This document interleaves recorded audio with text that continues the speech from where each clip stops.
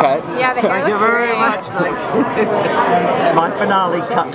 So given that you said it is a girls' competition to win tonight, what is the strengths of the two girls that are remaining? Well, we've said it before, really. You know, I said that Sasha really does dance from her soul, and that's also a slight weakness too, because if she's not feeling the routine, that's not there, and there's a little something that's missing when she's performing. Whereas I think Melanie dances from her heart, and she's always going to love to dance, whether she likes the routine, feels comfortable in the style or not. She still manages to perform brilliantly well, and that may have been the edge tonight. But both the girls, I think, were stronger than the boys tonight. I was disappointed with the finale in general, and I can't put my finger on what it really is. It didn't feel as special as it normally does. And we've got 4 brilliant dancers there, each one of them deserving to be there. But maybe it was because we weren't in the Kodak Theatre. Maybe it was the opening routine didn't knock me out. The cha-cha frightened me. And the end routine was just, you know, at least get it together. What can I say? Do you think that you asked a little bit too much of them? They looked exhausted by the end. They did look exhausted. I mean, they've worked so hard across the entire series, but that's what the show's about. You know very well, when we had Joshua and Twitch, they were in hospital the day before. Yeah, we exhaust people. There's no question about it. That's what the series is about. It's what dancing's about. You go to any ballet company, people are dropping from exhaustion.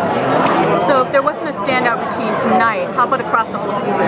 Oh, you'll see those tomorrow night. Okay. That's, I'm really looking Which forward to one that you will bring at that? My favourite is, I guess, statues. I've got to say, as a big group routine, the Doors, Christopher's Doors, Twitch's Breakfast with Sasha, we're going to see tomorrow night as well.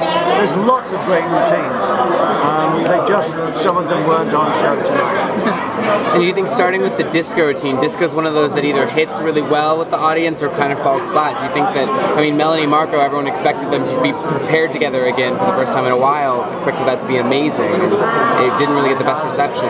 Well, I guess if you see it on paper and you go disco, it's going to be lively, it's going to be you know, full of action, and as you rightly say, Melanie and Marco, there they are, first time back together, and on paper it looks like it's going to be good. Did it translate like that tonight?